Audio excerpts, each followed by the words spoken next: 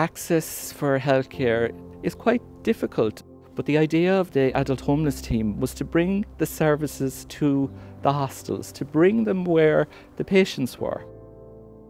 In Simon, we're up on the first floor, right over the day centre, and we started at the same time as the day centre started. It was there to help the rough sleepers to come in, get a shower, get some food, help with their paperwork. You know, I had thought I had trained for this, and I had the qualifications and I had the extra qualifications.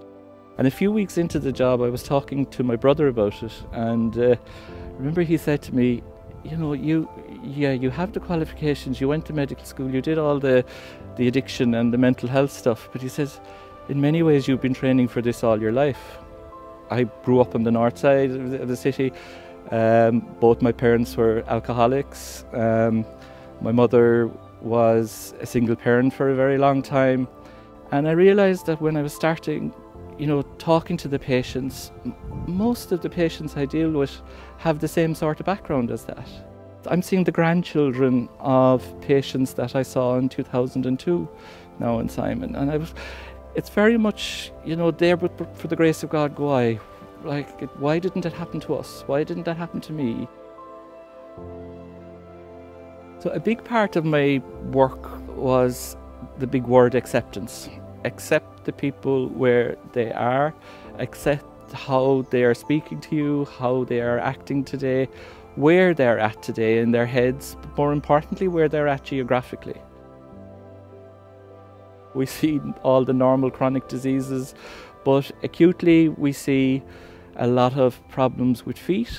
And if you think you're out all day, you can't change your socks, you have to wear the same shoes, you can't take your shoes off because they might be stolen or they'll get wet. Simple fungal infections can turn into very, very difficult conditions.